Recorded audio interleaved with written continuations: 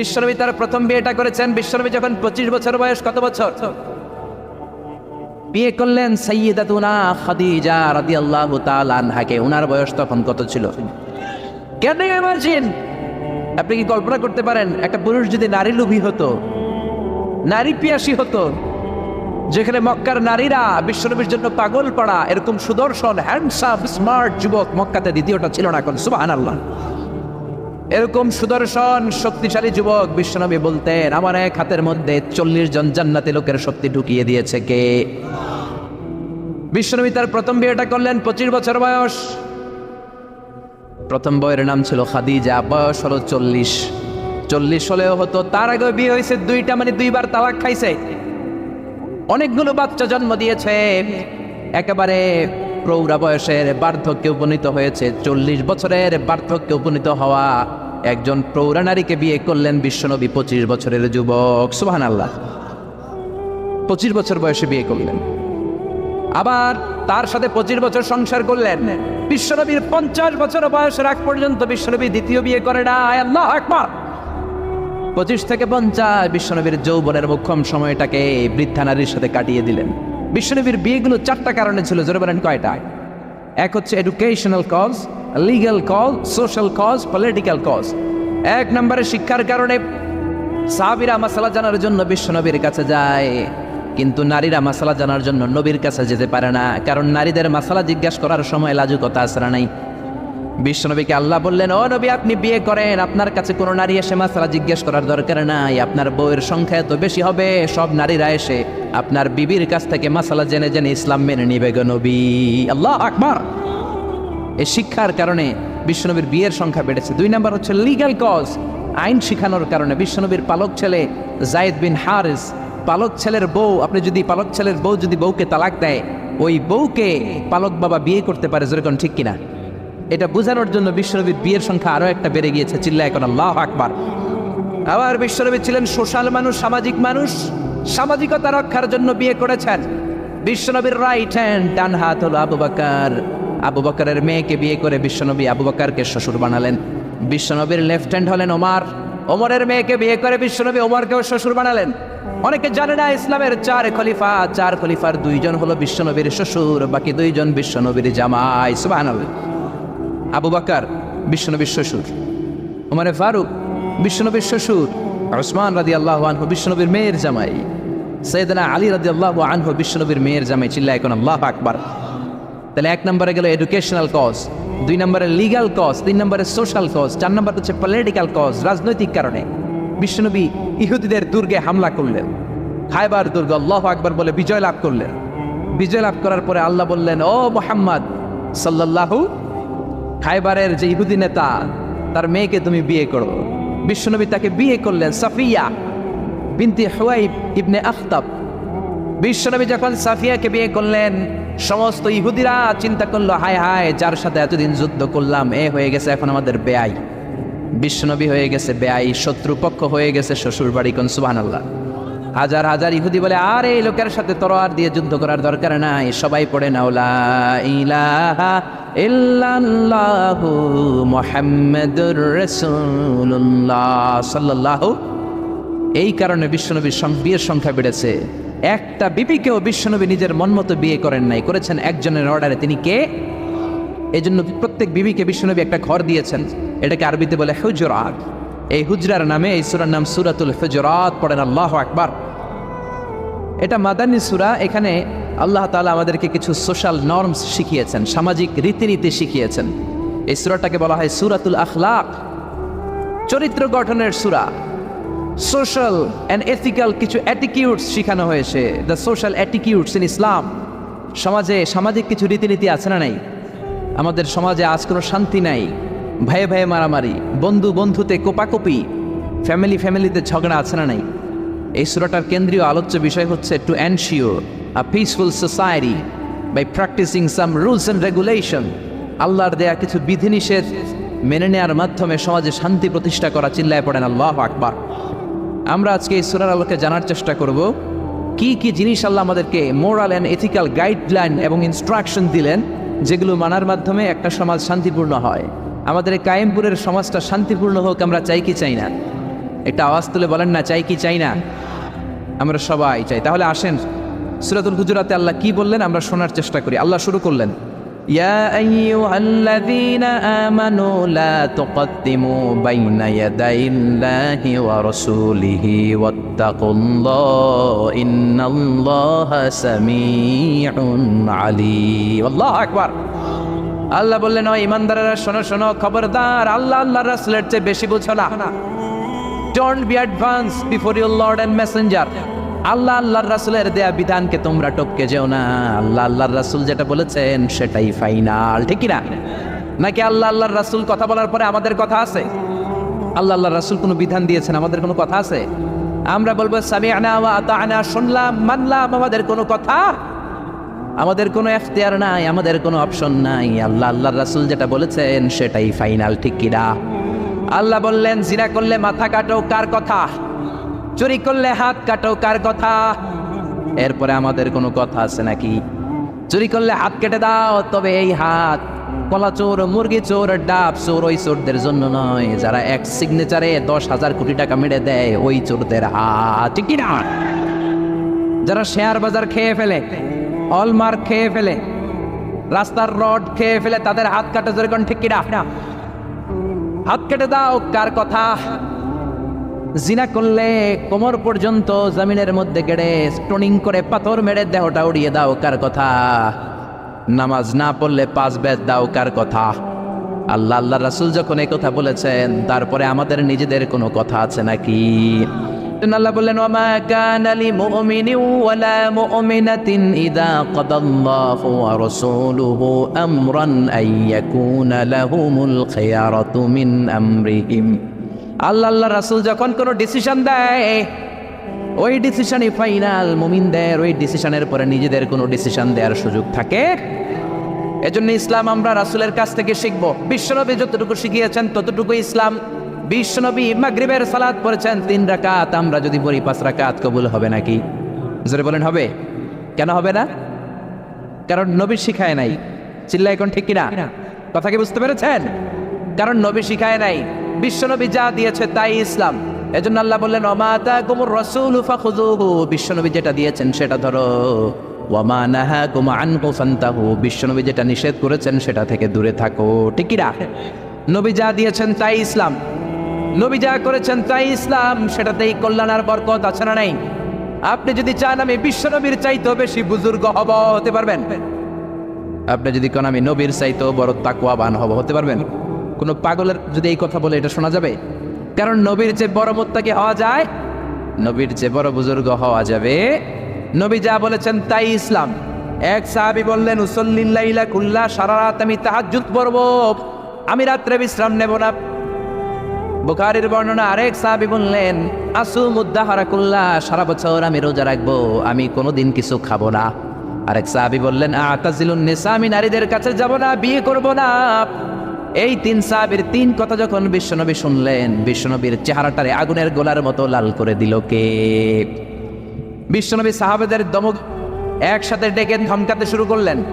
বিশ্বনবী বললেন, কে বলেছো সারা রাত নামাজ পড়বে, ঘুমাবে না? কে বলেছো দাঁড়াও?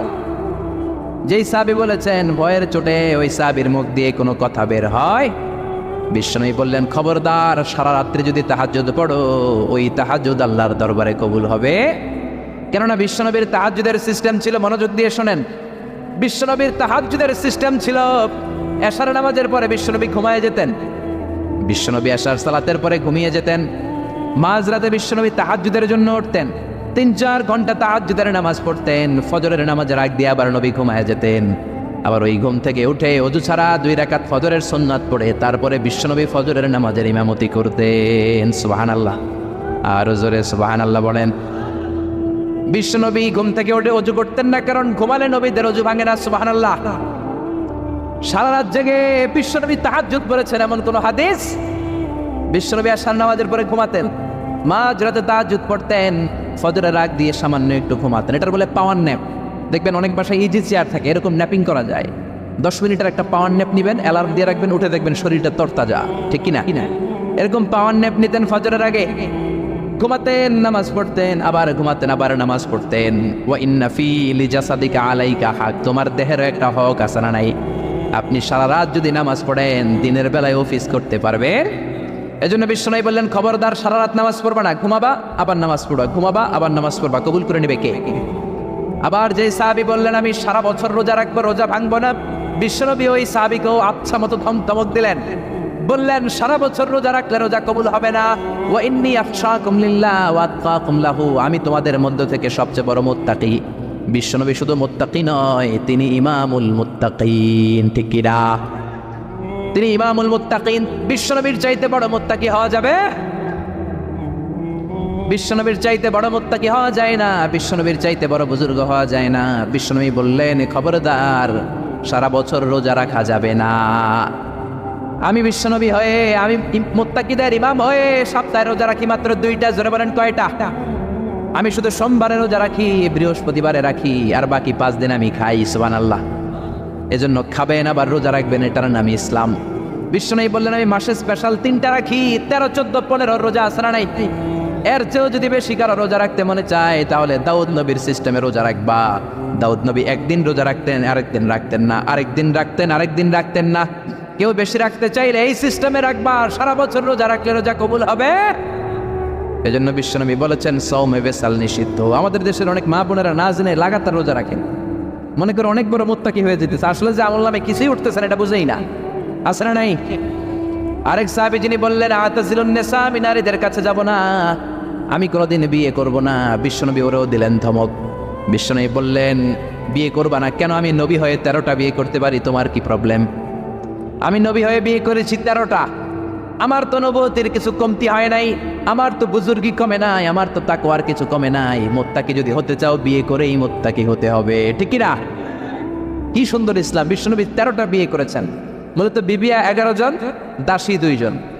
খাদিজা বিনতে খুয়াইলিদ, আয়েশা বিনতে আবি বকর, হাফসা বিনতে উমর, জাইনাব নামে 2 বউ, জাইনাব বিনতে জাহাশ, জাইনাব বিনতে খুজাইমা, সাফিয়া বিনতে হুয়াই ইবনে আখতাব, সাউদা বিনতে জামাআ, জুয়াইরিয়া বিনতুল হারিস, মাইমুনা বিনতুল হারিস, উম্মে সালামা বিনতে আবি উমাইয়া, আর উম্মে হাবিবা রামলা বিনতে আবি সুফিয়ান। এই 11 জন বউ ছিল। পড়েন আল্লাহু আকবার।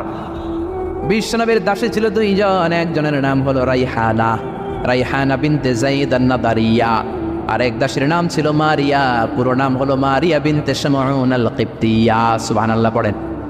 বিশ্বনবী বললেন, আমি তো নবী হয়েছি, আমার বউ আছে 13টা, আমার তো নবুয়তের কিছু সমস্যা হয় নাই, আমার তো তাকওয়ার কমতি হয় নাই, আমার তো বুজুর্গি কমে নাই, তুমি বিয়ে করবা না কেন?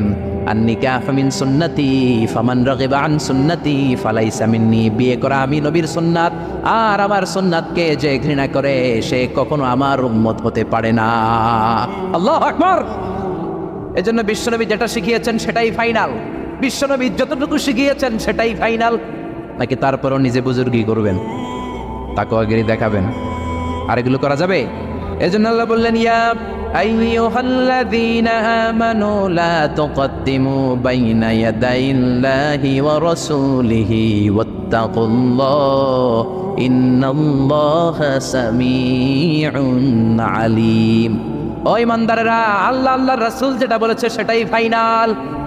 আল্লাহ আল্লাহর রাসূলের চেয়ে বেশি অগ্রগামী হয়ো না, বেশি টপকে যাও না, মাতব্বরি করো না। কারণ আল্লাহ আল্লাহ রাসূল যা বলেছে তার বাইরে যে কাজ করলে কবুল হবে। এরপর আল্লাহ ইমানদারদেরকে আবার ডাক দিলেন, আবার বললেন, ইয়া আইয়ুহাল্লাযীনা আমানু লা তারফাউ আসওয়াতাকুম ফাওকা সাওতিন নবী। ও ইমানদারেরা, খবরদার নবীর কণ্ঠের চাইতে তোমাদের কণ্ঠ যাতে বড় হয়ে না যায়। কার কথা? আল্লাহ সাহাবাদের বললেন, ও সাহাবারা শোনো শোনো, আমার নবীকে আমি কারো কাছে রাখি নাই, তোমাদের কাছে রেখেছি। আমার নবী তোমাদের সাথে নামাজ পড়ে, তোমাদের সাথে ঘুরতে যায়, তোমাদের সাথে জিহাদ করে। তার মানে এই নয় তোমরা তোমাদের সাথে যেমন ব্যবহার করবা নবীর সাথেও তেমন ব্যবহার করা যাবে নাকি? যাবে যাবে যাবে। আমি আমার বন্ধুরে ডাকলাম, ও সলিমুল্লাহ কেমন আছো? এখন কোনো সাহাবী বলতে পারবে না কেউ মোহাম্মদ কেমন আছো? বলা যাবে? যাবে যাবে। বিশ্ব নবীরে ডাকতে হবে, ইয়া নবী আল্লাহ, ইয়া রাসূলুল্লাহ, ইয়া হাবিবাল্লাহ। আল্লাহ বললেন, খবরদার নবীর কণ্ঠের চাইতে যাতে তোমাদের কণ্ঠ বড় না হয়। নবীর দরবারে বসে যদি বড় গলায় কথা বলো, খবরদার তোমাদের সব আমলগুলো বাতিল করে দিবে কে? নবীর দরবারে বড় গলায় কথা বলা যায় না।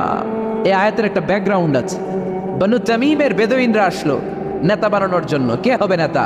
বিশ্বনবী সাহাবাদের নিয়ে মিটিং করলেন, ও সাহাবারা পরামর্শ দাও। আবু বকর বললেন আমার পরামর্শ এই লোকটা নেতা হলে ভালো। সাইয়েদনা ওমর ফারুক বললেন আমার পরামর্শ এই লোকটা না, ওই লোকটা হলে ভালো। আবু বকর বলেন না ওমর আপনি বোঝেন নাই, আমি যার কথা বলেছি সেই ইশারা। ওমর কয় আমি যার নাম প্রস্তাব করছি হাতে ইশারা। আবু বকর বলে না আমি যার কথা বলছি এইটাই। ওমর কয় না আমারটাই। ঝগড়াঝাটি আছে না নাই? দুই সাহাবীর তর্কাতর্কির এক পর্যায়ে কণ্ঠ উঁচু হয়ে গেল। বিশ্বনবীর দরবারে সাহাবীদের কণ্ঠ বড় গলায় তারা কথা বললেন। আল্লাহ সহ্য করেন না, এই ধমক দিয়ে কোরআনের আয়াত নাজিল করলেন। আল্লাহু আকবার। আল্লাহ বললেন ইয়া আইয়ুহাল্লাযীনা আমানু লা তারফাউ আসওয়াতাকুম ফাওকা সাওতিন নবী, খবরদার নবীর সামনে বসে বড় গলায় উচ্চ স্বরে কথা বলো না। নবীর সামনে বড় গলায় যদি কথা বলো আনতাহবাতা আমালুকুম ওয়া আনতুম লা তাশউরুন, নবীর গলার চাইতে তোমাদের গলার আওয়াজ যদি বড় হয়ে যায় তোমাদের সব আমলগুলো বাতিল করে দিবে কে? খবরদার আবু বকর, খবরদার ওমর, নবীর সামনে বসে বড় গলায় কথা বলো না। নামাজ যা পড়েছো বাতিল করে দেব, নফল রোজা যা করেছো বাতিল করে দেব, হজ উমরা যা করেছো বাতিল করে দেব। খবরদার নবীর সাথে বড় গলায় কথা বলো না। এই আয়াত নাজিল হওয়ার পরে কোনো সাহাবারা আর নবীর সাথে আর কথাই বলে না, ভয়ে হায় হায় আমল তো বাতিল হয়ে যাবে, বড় গলায় যদি কথা বলি নামাজ বাতিল হয়ে যাবে। আবু বকর আর আসে না, ওমর আর আসে না। বিশ্বনবী ওমরকে যদি ডাক দিতেন ও ওমর সামনে আসো, সাইয়েদনা ওমর বিশ্বনবীর কাছে এসে কানে কানে ফিসফিসি যেমনি কথা বলে এইভাবে কথা বলা শুরু করে দিলেন। সুবহানাল্লাহ। বিশ্বনবী বলতেন ওমর কি বললা শুনি নাই, জোরে বলো, জোরে বলো, জোরে কি বললা? ওমর কি বললা আবার বলো। তিনবার জিজ্ঞেস করা লাগতো। আল্লাহু আকবার। ভয়ের চোটে না জানি আবার বড় গলায় কথা হয়ে যায়, না জানি আবার নবীর সামনে কণ্ঠস্বর উঁচু হয়ে যায়। বিশ্বনবীর সামনে সাহাবারা আর কথা বলতে চাইতেন। এখন নবী নাই কিন্তু আমাদের মা বাবা আছে না নাই? খবরদার মা বাবার সামনে বড় গলায় কথা বলা যাবে না। ইমাম সাহেব, খতিব সাহেব, আধ্যাত্মিক নেতা, ধর্মীয় গুরু, হাক্কানি পীর মাশায়েখ, ইসলামী আন্দোলনের বড় আমির, এদের সামনেও বেয়াদবের মতো বড় গলায় কথা বলা যাবে? যারা হজ উমরা করেছেন তারা দেখেছেন বিশ্বনবীর কবরের উপরে এই আয়াতটা লেখা, যে এই আয়াতটা এখন আমি তেলাওয়াত করেছি, ঠিক কি না? ইয়া আইয়ুহাল্লাযীনা আমানু, ও ঈমানদারেরা, লা তারফাউ আসওয়াতাকুম ফাওকা সাওতিন নবী, নবীর দরবারে এসে বড় গলায় কথা বলো না। আসরাই কথা শুনতেছেন? নবীর কবরের উপরে আজও এই আয়াতটা লেখা। মসজিদে নববীতে যারা ঢুকবেন বিশ্বনবীর সালাম দিতে হলে ঢুকতে হয় বাবু সালাম দিয়ে। দরজার উপরে লেখা বাবু সালাম, মানে বিশ্বনবীর সালাম দেয়ার দরজা। ঢুকলাম গত বছর, ঢুকার পরে এটাই হচ্ছে মসজিদে নববীর প্রথম কাতার। ডান দিকে হলো দক্ষিণ দিক, দক্ষিণ দিকে হয়ে মসজিদে নববীর লোকেরা নামাজ পড়ে, কারণ কেবলা হলো দক্ষিণ দিকে, ঠিক কিনা? বাম দিকে পড়বে রাউদাতুম মিন রিয়াদিল জান্নাহ। বিশ্বনবী বলেছেন মা বাইনা মিম্বারি ওয়া বাইতি রাউদাতুম মিন রিয়াদিল জান্নাহ, আমি বিশ্বনবী যেই মিম্বারের উপর দাঁড়িয়ে জুমার খুতবা দেই, ওই মিম্বার থেকে আর আমার ঘর পর্যন্ত মাঝখানের জায়গাটা দুনিয়ার বুকে জান্নাতের টুকরা। নামাজের জন্য এখানে একটা ধাক্কাধাক্কি হয়। আমি রাত 12টার পরে ঢুকলাম, ভাবলাম আগেই এখানে 2 রাকাত নামাজ পড়ি। পুরো মসজিদে নববীর কার্পেট লাল, রেড কালার, শুধু এই রাউদাতুম মিন রিয়াদিল জান্নাহ এটা হচ্ছে হোয়াইট কালার, সাদা কার্পেট করা। ঢুকলাম, 50 থেকে 100 জন করে ঢুকায়, খুব ধাক্কাধাক্কি। ঢুকার পরে এমন একটা জায়গায় নামাজের জায়গা পেলাম, ওইটার উপরে লেখা মাকানু তাহাজ্জুদি রাসূলিল্লাহ, মানে বিশ্বনবীর তাহাজ্জুদের নামাজের জায়গা। আল্লাহর শুকরিয়া জানিয়ে 2 রাকাত সালাত করলাম ওইখানে, রাউদাতুম মিন রিয়াদিল জান্নাহ। তারপরে বেরোলাম, বের হয়ে প্রথম কাতার দিয়ে হাঁটছি, নবীর সালাম দেব। কিছুদিন যাওয়ার পরে রাউদাতুম মিন রিয়াদিল জান্নাতের বর্ডার শেষ। বিশ্বনবীর কবরের আগে বাম দিকে আরো একটু জায়গা আছে। সাইয়েদনা ঈসা আলাইহিস সালাম যখন দাজ্জালকে হত্যা করার জন্য জমিনে নামবে, উনি ইন্তেকাল করার পরে বিশ্বনবীর বাম পাশে, বাম হাতের পাশে যে ছোট্ট জায়গা, এই পাশে সাইয়েদনা ঈসা আলাইহিস সালাম শুয়ে থাকবেন। হাঁটতে আরম্ভ করলাম, পড়ে গেল বিশ্বনবীর কবর। আপনি যদি যান নিজেরা সামলে রাখতে পারবেন না, ধরে রাখতে পারবেন না, ধৈর্য ধরতে পারবেন না। যে নবীর কথা আজীবন শুনলাম, যে নবীর হাদিসগুলো আজীবন পড়লাম, যে নবীর জন্য দেহের তাজা রক্ত আমরা বিলিয়ে দিতে রাজি আছি না নাই? ওই নবী নাকি এই জায়গায় শোয়া, আমার ওই পেয়ারা নবী নাকি এই জায়গায় শুয়ে আছে।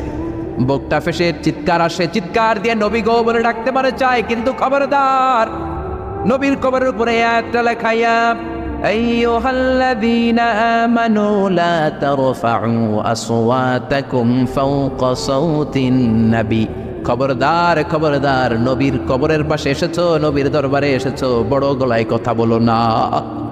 বড় গলায় কথা বললে তোমার আমলগুলোরে বাতিল করে দিবে কে? হাজার হাজার নবীর পেয়ারা উম্মত চোখের পানি ছাড়ে, দাঁড় করে চোখের পানিগুলো ঝরে পড়ে, ধা ধা করে চোখের পানি ছাড়ে, কিন্তু চিৎকার দিতে পারে না, বিশ্বনবীর সালাম দিতে দিতে বের হয়ে যায়। এজন্য বিশ্বনবীর সম্মান আল্লাহর কাছে এত বেশি, দুনিয়াতেও যেমনি বিশ্বনবীর কাছে সে বড় গলায় কথা বলা যায় না, ইন্তেকালের পরে বিশ্বনবীর রওজার সামনে, কবরের সামনে দাঁড়িয়ে আপনি বড় গলায় সালাম দিতে পারবেন। যদি আপনি ওখানে বড় গলায় কথা বলেন, আল্লাহ বললেন আনতাহবাতা আমালুকুম আনতুম লা তাশউরুন, তোমাদের সব আমল বাতিল করে দিবে কে? এজন্য বিশ্বনবীরে খুবই ঠান্ডা মেজাজে আদবের সাথে ভদ্রতার সাথে সালাম দিতে হয়, ঠিক কিনা? বিশ্বনবীরে সালাম দিবেন, তারপরে পাবেন সাইয়েদনা আবু বকরের কবর লেখা আবু বকর সিদ্দিক রাদিয়াল্লাহু, তার একটু সামনে গেলে সাইয়েদনা ওমরের কবর, তারপরে আপনি বাবুল বাকি দিয়ে বের হয়ে যাবেন। পড়েন সুবহানাল্লাহ। এরপরে আল্লাহ বললেন ইন্নাল্লাযীনা ইউনাদুনাকা মিন ওয়ারাইল হুজুরাতি আকসারুহুম লা ইয়াকিলুন, ও নবী আপনার বিবিদের কামরার বাইরে থেকে যারা আপনারা বেয়াদবের মতো ডাকে এরা বেয়াক্কেল। লা ইয়াকিলুন মানে কি? বেয়াক্কেল, আকল নাই। বনু তামিমের লোকগুলো এসেছে, সভ্যতার ছোঁয়া গায়ে লাগে নাই, বেদুইন, এরা ভদ্রতা জানে না। বিশ্বনবীর ঘরে এসে ডাকা শুরু করছে, ইয়া মুহাম্মদ, ইয়া মুহাম্মদ, উখরুজ ইলাইনা, উখরুজ ইলাইনা, ও মুহাম্মদ বাড়ি আছো নাকি, বাড়ি আছো নাকি, বেরো বেরো। আদব না বেয়াদব? জোরে বলেন। আল্লাহ ধমক দিলেন, বললেন আকসারুহুম লা ইয়াকুলুন, এগুলার আকল নাই, মুখ মাফি, আকল মাফি, আকল নাই, মগজ নাই, মাথার ভিতরে কোনো খিলু নাই। কারণ যেন তেন লোকের কাছে তুমি আসো নাই, এটা নবীর দরবার, ভদ্রতার দরকার আছে না নাই? আল্লাহ বললেন ওয়ালাউ আন্নাহুম সাবারু, যদি এই লোকগুলো বেয়াদবি না করে ধৈর্য ধরতো, কতক্ষণ? হাত্তা তাখরুজা ইলাইহিম, যতক্ষণ না বিশ্বনবী তাদের কাছে বের না হয়, লাকানা খায়রান লাহুম, এটাই তাদের জন্য ভালো হতো। কার কথা? এজন্য কারো বাসায় গেলে ধৈর্য ধরবেন। আল্লাহ বললেন এই ব্যাক্কেলগুলো অন্য মানুষের মতো, বন্ধুর বাড়িতে গেলে যেন ডাকে এই কলিমুদ্দিন, এই নবীর বাড়িতে যেও ডাকা শুরু করছে, এই মুহাম্মদ, এই উখরুজ ইলাইনা, বেরো। এটা কি বন্ধুর বাড়ি নাকি বিয়ের বাড়ি নাকি? এটা বিশ্বনবী, আখিরি নবী, আখিরি জামানার পয়গম্বর। বিশ্বনবীর সম্মান আল্লাহর কাছে আছে রাড়াই, যে আল্লাহ বিশ্বনবীর কাছে কথা কইতে রইলে সম্মান দিয়া বলে তুমি কোন সলিমদ্দি আর কলিমদ্দি, ঠিক কিনা? এজন্য ভদ্রতার সাথে ডাকো, ধৈর্য ধরো যতক্ষণ না নবী বের হয়। বিশ্বনবী কাইলুলা করতেছিলেন। কি করতেছিলেন? দুপুরের খাবার খেয়ে এক বিবির ঘরে কাইলুলা করতেছিলেন। আল কাইলুলা মানে হচ্ছে ঘুম আর জাগ্রত থাকার মাঝামাঝি একটা অবস্থা, টসিং এন্ড টার্নিং, ডান পাশ হওয়া বাম পাশ হয় না, খাওয়ার পর একটু গড়াগড়ি দিতে ভালো লাগে, শীতকালে এটা বেশি ভালো লাগে, ঠিক কিনা? এরকম গড়াগড়ি দিলে পেটের ভাত তাড়াতাড়ি হজম হয়ে যায়। সুবহানাল্লাহ করবেন না? বিশ্বনবীর সুন্নাহ যেখানেই আছে ওখানে বরকত বেশি না কম?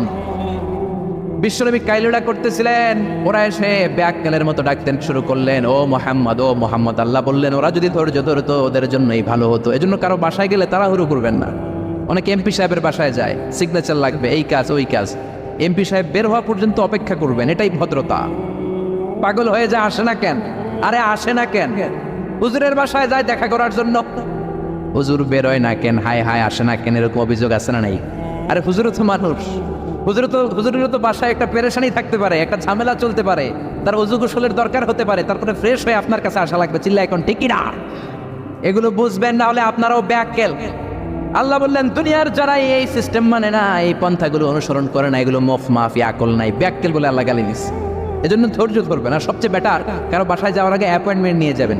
কি নিয়ে? আগে ফোন করে অ্যাপয়েন্টমেন্ট নিয়ে যাবেন, তারপরে সালাম দিয়ে ঢুকবেন।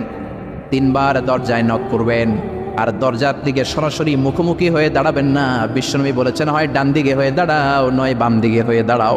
কেননা হুট করে কোনো নারী যদি খুলে, চেহারার সাথে চেহারা আসে না নাই? ঝামেলা আছে না নাই? দুইজনের মাঝখানে শয়তান বাবু আছে না নাই? এজন্য নারীরা খবরদার, দরজা খোলার সময় সাবধানে, আগে সামান্য একটু খুলে উকি দিয়ে দেখবেন কে এসেছে, ঠিক কিনা? ফোন রিসিভ করার সময় সাবধান, স্বামীর ফোন যত কম রিসিভ করা যায়। যদি রিসিভ করেন বলবেন স্বামী ঘরে নাই, টয়লেটে গিয়েছে বলে কাট করে দিবেন, কেটে দিবেন। লম্বা আলাপের কোনো দরকার, কারণ ফোনের এপাশ থেকে আপনি, ওই পাশ থেকে ওই লোক, মাঝখানে শয়তান আছে না নাই? এজন্য খবরদার, কারো বাসায় গেলে আগে সালাম দিবেন। এই যে শুরুতে আমি বলেছি এটা সামাজিক রীতিনীতির সূরা, social attitudes in Islam, decent manner, social manner Allah আপনাকে শেখাচ্ছে। আল্লাহ বললেন ইয়া আইয়ুহাল্লাযীনা আমানু লা তাদখুলু বুয়ুতান গায়রা বুয়ুতিকুম হাত্তা তাস্তানিসু ওয়া তুসাল্লিমু আলা আহলিহা। ও ইমানদারেরা শোনো, অন্য কারো বাড়িতে যদি যাও প্রথমে সালাম দিবা, অনুমতি 3 বার নিবা, তারপরে ঘরে ঢুকবা। অনুমতি না পাইলে ঢুকা যাবে? ঢুকবেন অনুমতি না নিয়ে কোনোদিন আর ঢুকবেন কারো ঘরে? খবরদার। এক সাহাবী বললেন, ইয়া রাসূলুল্লাহ, ইয়া হাবিবাল্লাহ, আমার একটা ঘর, মাত্র 2টা রুম। কয়টা রুম? এক ঘরে আমি থাকি, আর এক ঘরে আমার মা। আস্তাদিনু আলা উম্মি, ও নবী, আমি কি আমার মায়ের ঘরে অনুমতি নিয়ে যাব নাকি? বিশ্বনবী বললেন, না তুহিব্বু আন তারাহা উরিয়ানা, তুমি কি তোমার মারে উলঙ্গ নেকেড অবস্থায় দেখতে চাও নাকি? সাহাবী বললেন, লা, কাল্লা, কখনোই না। বিশ্বনবী বললেন, ইদান তাস্তাদিন মিনহা, তাহলে মায়ের ঘরে যাওয়ার আগে অনুমতি নিবা। আল্লাহু আকবার। ছেলে মায়ের ঘরে যাবে, সেখানেও যদি অনুমতি নেওয়া লাগে, ছেলে ভাই তার বোনের ঘরে ঢুকবে, অনুমতির দরকার আছে না নাই? বন্ধুর ঘরে ঢুকবেন, অনুমতির দরকার আছে না নাই? তারপর প্রধান শিক্ষকের রুমে ঢুকবেন, দরজা বন্ধ, নক করে সালাম দিয়ে অনুমতি নিয়ে ঢোকার দরকার আছে না নাই? উকি দিবেন না, খবরদার। বিশ্বনবী বলেছে, কেউ যদি উকি দেয় কাঠি দিয়ে ওর চোখ কানা করে দিবা, কোনো বিচার নাই। তুই উকি দিছিস কেন? চিল্লা এখন ঠিকই না। এজন্য ইসলাম বলে, খবরদার, অনুমতি নিয়ে সালাম দিয়ে ঢুকবা। প্রত্যেকের একটা প্রাইভেসি আছে না নাই? আপনি হয়তো এমন সময় হুট করে আপনার মায়ের ঘরে ঢুকেছেন, আপনার মায়ের গায়ে তেমন কোনো পোশাক নাই, অল্প পোশাকে, পাতলা পোশাকে আপনার মা বিশ্রাম নিচ্ছেন। আর আপনি যদি নক করেন, সালাম দেন, আম্মা জান আসবো কিনা ঘরে, অনুমতি নেন, আপনার মা চাদর জড়াবে, শাড়িটা ভালো করে পরবে, সুন্দর করে বসে আপনার সাথে দেখা করার একটা পরিবেশ তৈরি করবে, যেরকম ঠিক কিনা? এগুলো মানার দরকার আছে না নাই? নাকি হুট করে ঢুকবেন? কোনোদিন ঢুকবেন। এরপর আল্লাহ বললেন, ইয়া আইয়ুহাল্লাযীনা আমানু ইন জাআকুম ফাসিকুম বিনাবাইন ফাতাবায়ানু, ও ইমানদারেরা, খবরদার, কোনো ফাসিক যদি তোমাদের কাছে কোনো সংবাদ নিয়ে আসে, আগে যাচাই করো। কি করো? সংবাদ একটা শুনলেই শেয়ার করবেন না, যাচাই করেন, শিওর হন, make sure, be confirm, 100% confirm, 100% নিশ্চিত হন, যাচাই করে দেন, শিওর হন, তারপরে আপনি শেয়ার করবেন, ঠিক কিনা? আমাদের সমাজের মধ্যে অনেক গুজব আছে না নাই? Lot of rumours in our society, lot of স্ক্যান্ডালস।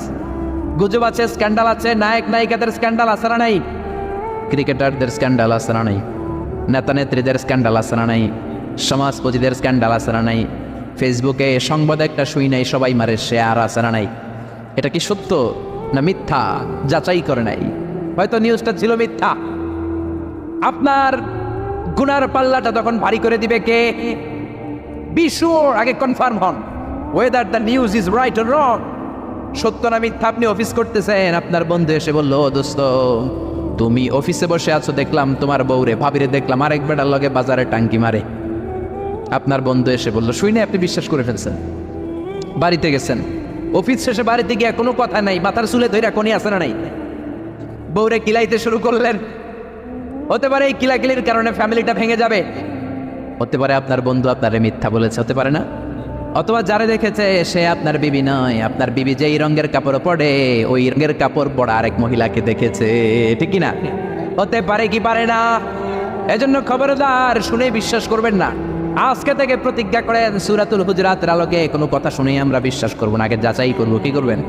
এজন্য খবরদার, একটা কথা শুনলেই বিশ্বাস করবেন না। ফাতাবায়ানু, তাফসিরে এসেছে ফাতাসাব্বাতু, be sure, make sure, be confirm, আগে নিশ্চিত হয়ে নেন, verify the news, justify the report. Report একটা পেলেন, সংবাদ একটা পেলেন, হাজারো সংবাদ আছে না নাই সমাজের ভেতরে, এই সংবাদগুলো শুনেই বিশ্বাস করা যাবে না, আপনাকে জাস্টিফাই করতে হবে, তারপরে অ্যাকশনে যাবেন। কার কথা? এই আয়াতের নাজিলের একটা ব্যাকগ্রাউন্ড আছে। বিশ্বনবী বনিল মুস্তালাকের যুদ্ধে জয়লাভ করলেন, সব বনিল মুস্তালাকের লোকেরা কালিমা পড়ে মুসলমান হলো। বিশ্বনবী নামাজ শিখালেন, জাকাতের নিয়ম বললেন, আর বললেন জাকাত এখন নয়, 1 বছর পরে দিবা। জাকাত কি সাথে সাথেই দেয় নাকি মালে নেশাব হওয়ার 1 বছর পরে, ঠিক কিনা? 1 বছর পরে আমি আমার সাহাবা পাঠাবো, ওই সাহাবীর কাছে জাকাত দিবা। বিশ্বনবী বনুল মুস্তালাক থেকে মদিনায় চলে গেলেন। 1 বছর পরে যখন আবার ওই দিন আসলো, বিশ্বনবী জাকাত উত্তোলনকারী সাহাবী আল ওয়ালিদ ইবনে উকবারে পাঠালেন, ওয়ালিদ যাও, বনুল মুস্তালাকে অনেক জাকাত জমা হয়েছে, অনেক ওট, ভেড়া, দুম্বার, গম পাবা, নিয়ে আসো জাকাতের মাল। ওয়ালিদ রওনা হলেন জাকাত আনার জন্য। প্রতিমধ্যে ওয়ালিদ ভাবে, জাহেলি যুগ থেকে বনুল মুস্তালাকের সাথে আমার বংশের কিলাগিনি, অনেক আগ থেকে ওই বনুল মুস্তালাকের সাথে আমাদের শত্রুতা। আজকে যদি আমারে একা পায়, আমারে পিডাইয়া সাইজ করে ফেলাইবো। এক কাজ করি, না যাই, না যাই বানায় একটা মিশা কথা কই নবীর কাছে। মাসবুত থেকে অ্যাবাউট টার্ন ফিরে এসেছে, এসে বলি ইয়া রাসূলুল্লাহ যাকাত দেয় না, সব কাফের হয়ে গেছে, আমারে রামদা দিয়া দাবরানি দিছে, আমি দৌড়ে কোনো রকম জানে পালায়া পাচ্ছি। যেটা বিশ্বনবীর শোনালো কথাটা হাসানা মিসা? সবাই বলেন কত পার্সেন্ট মিসা? বিশ্বনবী তো রেগে গেলেন, কারণ বিশ্বনবী তো গায়েব জানতেন না, যতক্ষণ না আল্লাহ গায়েব না জানাতো, ঠিক কিনা? রেগে গেলেন, রেগে গিয়ে বললেন যাও 1200 সৈনিক নিয়ে রেডি হও। খালিদ ইবনে ওয়ালিদ রে বললেন 1200 সৈন্য নিয়ে বনুল মুস্তালিকের উপর অ্যাটাক করো। অ্যাটাক বনুল মুস্তালিক। আল্লাহ কয় নবী পরে অ্যাটাক করেন। ইয়া আইয়ুহাল্লাযীনা আমানু ইন জাআকুম ফাসিকুম বিনাবাইন ফাতাবায়ানু আন তুসিবু কওমান বিজাহালাতিন ফাতুসবিহু আলা মা ফাআলতুম নাদিমিন। পড়েন আল্লাহু আকবার। আল্লাহ বললেন নবী খবরদার পরে অ্যাটাক কইরেন, যে সংবাদ নিয়ে এসেছে মিথ্যাবাদী, ওর কথার উপর ভিত্তি করে যদি আপনি অ্যাটাক করেন, আর ওই অ্যাটাকে বনিল মুস্তালিকের কোনো মুমিন যদি মারা যায় গো নবী, তাহলে কিন্তু আমি আল্লাহ আপনারে ছাড়বো না। আল্লাহু আকবার। বিশ্বনবী যে সিদ্ধান্ত নিয়ে ফেলছিলেন, আসলে যদি খালিদ ইবনে ওয়ালিদ অ্যাটাক করতো আর যদি কেউ নিহত হতো, এই দায়ভার কি বিশ্বনবী এড়াতে পারতেন? চিল্লায় বলেন সবাই, বিশ্বনবী এড়াতে পারতেন? এজন্য খবরদার, আজ থেকে কোনো সংবাদ শুনলে কি করবেন? ফেসবুকে শেয়ার দিয়ে দিবেন, নাকি দিবেন?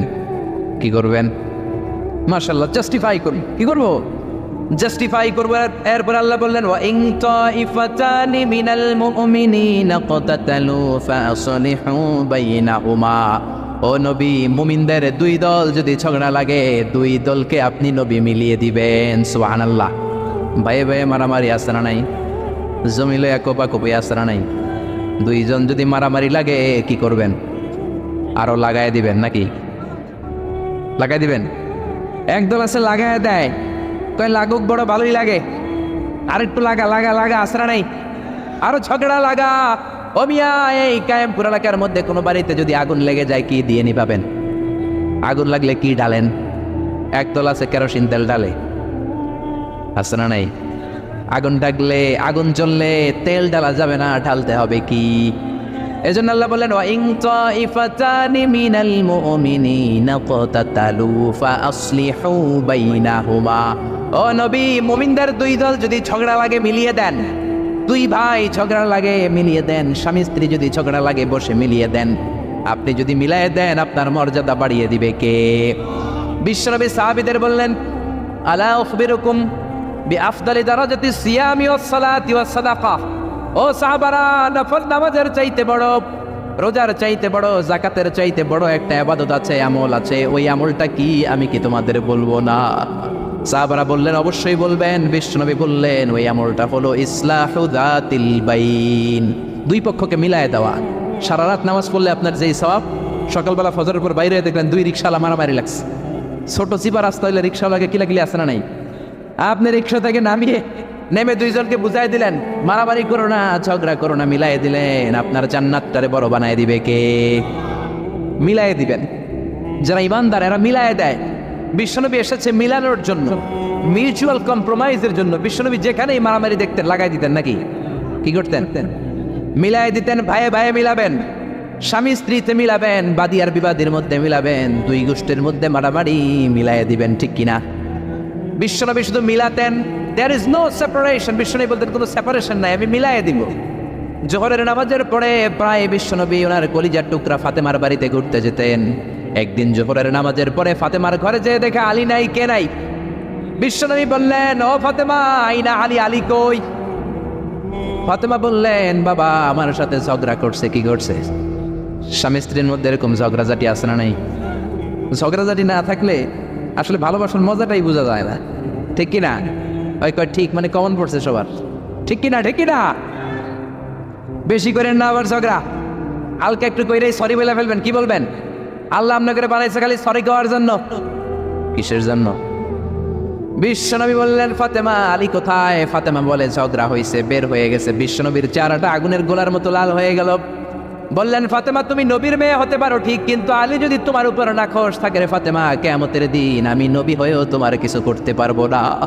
খবরদার, আর কোনোদিন যেন এমনটা না শুনি যে আলীকে কষ্ট দিয়েছ। আইনা যাহাবা আলী, কোথায় গিয়েছে আলী? সাইয়্যিদাতুনা ফাতেমা বললেন মসজিদে নববীর দিকে গিয়েছে। বিশ্বনবী মসজিদে নববীতে যেয়ে দেখলেন বালুর মধ্যে শুয়ে আছে আলী। বালির আরবিতে বলে তুরাব, বালির আরবিতে কি বলে? বিশ্বনবী মজা করে ডাক দিলেন ইয়া আবা তুরাব, মানে ও বালির বাবা আলী। কি বললেন? ইয়া আবা তুরাব, ও বালির বাবা আলী। বিশ্বনবী ডাক দেওয়ার পর আলী কোনো কথা কয় না, মনে মনে কয় এতক্ষণ আপনার মাইয়াই গুতাইছে, আপনি গুতাইতে আইছে। আপনার মেয়ে ঝগড়া করেছে আমার সাথে, নবী এদিক দিয়ে তাকালে আলী ওই দিকে তাকায়। একটা রাগ আর গোসা ভিতরে আসে না? নেই? আপনার মেয়ে তো তখন আমার লাগে ঝগড়া করছে, আবার আপনি আসছেন। আবার নবী এদিকে তাকালে আলী ওই দিকে তাকায়। হঠাৎ করে বিশ্বনবী ঘাপটি মেরে সাইয়েদনা আলীর হাত ধরে টান দিলেন। সাইয়েদনা আলী উঠে গেলেন। বিশ্বনবী যদি কারো হাত ধরে টান দেয় ওই লোক আর বসে থাকতে পারে নাকি? বিশ্বনবী বললেন চলো রে আলী চলো। ঘরে নিয়ে গেলেন, খাটের মধ্যে বসালেন, খাটের মাঝ বরাবর বিশ্বনবী শুইলেন। ডান দিকে আলীরে শোয়ালেন, বাম দিকে ফাতেমারে শোয়ালেন, মাঝখানে বিশ্বনবী। এবার দুইজনকে দুই দিকে শুইয়ে গল্প বলা শুরু করে দিলেন। রাগ ভাঙাইতেছে। এরকম রোমান্টিক শ্বশুর পাইবেন কোথাও? সুবহানাল্লাহ কইবেন না? ডানে আলী, বায়ে ফাতেমা, মাঝখানে বিশ্বনবী শুয়ে গল্প শোনাতে শুরু করলেন। দুইজনের মধ্যে ভালোবাসা করে দিলেন। কোন সুবহানাল্লাহ।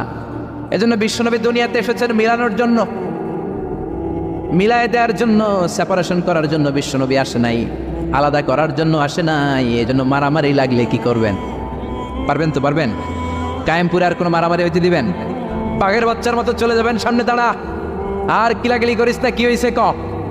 দুইজন রে বসাবেন, মাথার মধ্যে হাত বুলিয়ে মিলাই দিবেন, ভাইয়ে ভাইয়ে মিলে যাবে। ঠিক কি না? এজন্য আল্লাহ বললেন ইন তাইফাতানি মিনাল মুমিনিনা ক্বাতাতালু ফাসলিহু বাইনাহুমা। ও নবী, মুমিনদের দুই দল যদি মারামারি লাগে মিলায়া দেন। সুবহানাল্লাহ। বিশ্বনবীর জীবনে যদি আপনি পড়েন অবাক হয়ে যাবেন, যেখানেই গেছে খালি মিলাই দিয়েছে। বিশ্বনবী মক্কা থেকে মদিনাতে হিজরতের আগে মদিনায় দুইটা গোত্র ছিল, একটার নাম আউস আর একটার নাম কি? খাজরাজ। আউস গোত্র খাজরাজ গোত্রের মধ্যে মারামারি, কেউ এই মারামারি বন্ধ করতে পারে না। এই মারামারি 1 বছর 2 বছরের মারামারি নয়, 120 বছরের মারামারি। 10 যুগ। কয় যুগ? বাপে মরার আগে কয় পোলা আমারে কোপাইছে, তুইও কোপাবি। পোলায় মরার আগে নাতিরে কয় খালি কোপাবে, কি করবি? আম করে বহুত কোপাইছে, তোরাও কোপাবি। এই কোপাকুপি আর কেউ থামাতে পারে না। 10 যুগ 120 বছর আউস আর খাজরাজের মধ্যে কোপাকুপি। বিশ্বনবী মক্কা থেকে মদিনায় যেই সপ্তাহে গেলেন, 1 সপ্তাহের ব্যবধানে কোপাকুপিটা বন্ধ করে দিলেন। চিৎকার দিয়ে পড়েন না আল্লাহু আকবার। এজন্য আল্লাহ বলেন ইন তাইফাতানি মিনাল মুমিনিনা ক্বাতাতালু ফাসলিহু বাইনাহুমা। ও নবী, মুমিনদের দুই দল যদি ঝগড়া লাগে মিলায়ে দিবেন। বিশ্বনবীর কাজ হচ্ছে মিলায়ে দেওয়া। আলেম যারা আছেন তারা বুঝবেন। ইমাম বুখারী একটা চ্যাপ্টার করেছেন বুখারীতে, বলেছেন বাবু কওলিল ইমামি লি আসহাবিহি ইযহাবু বিনা নুসলিহ বাইনাহুম। বিশ্বনবী বলতেন ইযহাবু বিনা, আমাকে নিয়ে যাও, আমি মিলাই দেবো। বিষ্ণু ঝগড়া লাগলেই বলতেন ও ঝগড়া, আমি আছি তো, আমার নিয়ে যাও, মিলাই দেবো। ওইদিকে কোপাকুপি, আরে আমি আছি তো, আমার নিয়ে যাও, মিলাই দেবো। ওইদিকে মারামারি, আমি আছি, আমি আমার নিয়ে যা, আমি যেই মিলাই দেবো। চিল্লায় পড়েন আল্লাহু আকবার।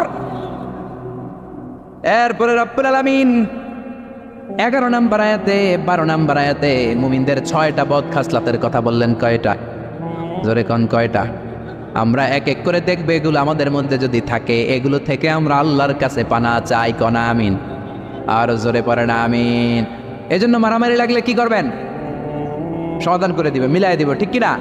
আল্লাহ বললেন ইয়া আইয়ুহাল্লাযীনা আমানু লা ইয়াসখার কওমুম মিন কওমিন আসা আন ইয়াকুনু খায়রাম মিনহুম। ও ঈমানদারেরা শোনো, খবরদার, তোমরা এক মুমিন আর এক মুমিনের তুচ্ছ জ্ঞান করো না, একে অপরকে অবজ্ঞা করো না, একে অপরকে ছোট্ট মনে করো না, একে অপরকে গালমন্দ করো। একজন আরেকজনকে তুচ্ছ করা যাবে না, অবজ্ঞা করা যাবে না, ছোট মনে করা যাবে না। ছোট করলেই কবিরা গুনাহ। জোরে কোন ঠিক কিনা? কেউ কাউরে অবজ্ঞা করবেন? কিন্তু আমাদের সমাজে এই নাক সিটকানি আছে না নাই? একজন কালো দেখতে কয় তুই কালুর ঘরের কালু, কয় না? আপনাদের কায়েমপুরে কয় না? আরেকজন মোটা কয় তুই মোটুর ঘরের মোটু। আরেকজন গায়ে গতরে একটু ছোট কয় তুই সিকনার ঘরের সিকনা। খেয়াল রাখবেন প্রিয় ভাইরা, কারো দেহের স্ট্রাকচার নিয়ে, গঠন নিয়ে আপনি তুচ্ছ করবেন। কারণ এক একজনের এক এক গঠন আছে না নাই? কারো কান খরগোশের মতো খাড়া আছে না নাই? কারো নাকটা একটু বোসা আছে না নাই? এটা বানাইছে কে? নাকি ওই বেটা নিজেই বানাইছে?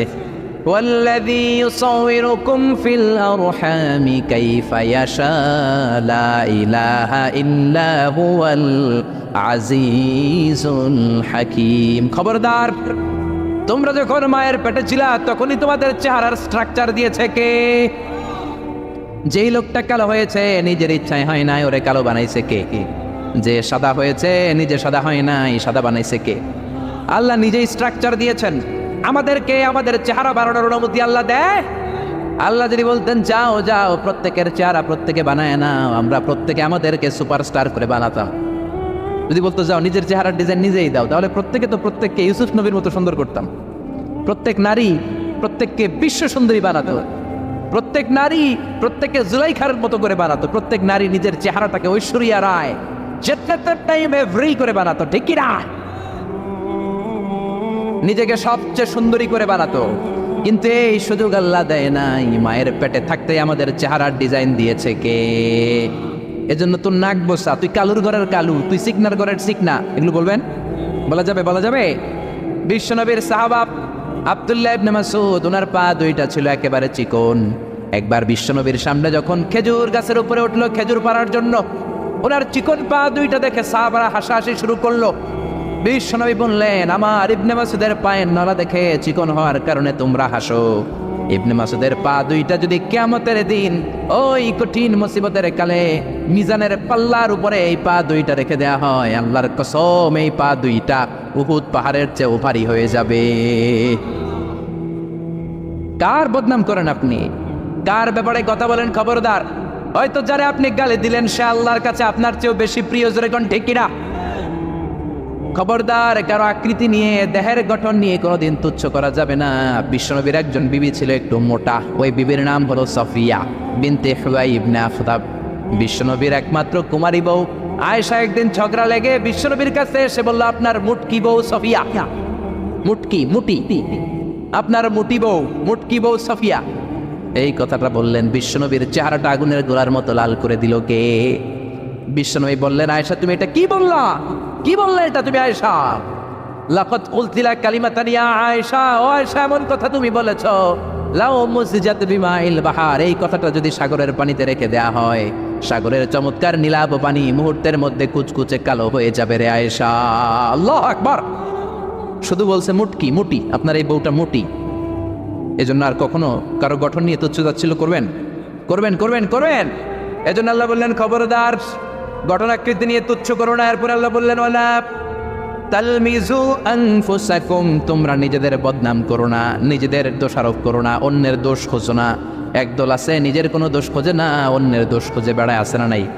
এজন্য আল্লাহ বললেন এদের উপর ধ্বংস। ওয়াইলুল্লি কুল্লি হুমাযাতিল লুমাযা, খালি দোষ খোঁজে। কই এই লোকটার হাঁটায় একটু সমস্যা, ওটার বসায় সমস্যা, ওর চুলের সমস্যা, ওর এটার সমস্যা, তোর কোনটায় সমস্যা বেটা? ওর এই সমস্যা, ওর এই সমস্যা, তোমার কোনটায় সমস্যা? এজন্য নিজের সমস্যা খুঁজবেন, অন্যের পিছে লাগবেন। মনে রাখবেন, আপনার স্রষ্টার দেয়া সবচেয়ে দামি বিষয় হলো সময়।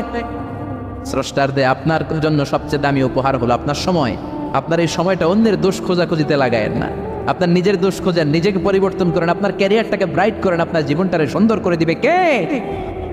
এরপর আল্লাহ বললেন, ওয়ালা তানাবাজু বিল আলকাব, খবরদার মন্দ নামে কিংবা উপনামে কাউরে ডেকো না। কার কথা?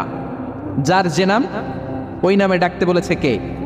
মন্দ নামে ডেকো না। একজন লোকের বাবা ছিল চোর, আপনি কইলেন চোরের পোলা চোর, ও তো চুরি করে নাই, ওর বাবা ছিল চোর, ওর বাবার দোষ ওর কাদের মধ্যে লাগানো যাবে? আবার ওর যেই নাম রয়েছে ওই নামেই ডাকতে বলেছে কে? ইসলামের নামটা অনেক গুরুত্বপূর্ণ, খেয়াল রাখবেন। যার যে নাম সে নামে ডাকবেন। কারণ তুদাউনা ইয়াউমাল কিয়ামাতি বিআসমাইকুম ওয়া আসমাই আবাইকুম, কিয়ামতের দিন তোমাদের নাম ধরে, তোমাদের বাবার নাম ধরে তোমাদের ডাকবে কে? কিন্তু আমরা নাম চেঞ্জ করে ডাকাডাকি আমাদের সমাজে আসে না নাই? বাবা মা আদর করে ইসলামের প্রথম খলিফা তার নামের সাথে মিলিয়ে নাম রেখেছে আবু বকর, ওরা ডাকে বক্কই রাখ, কি ডাকে?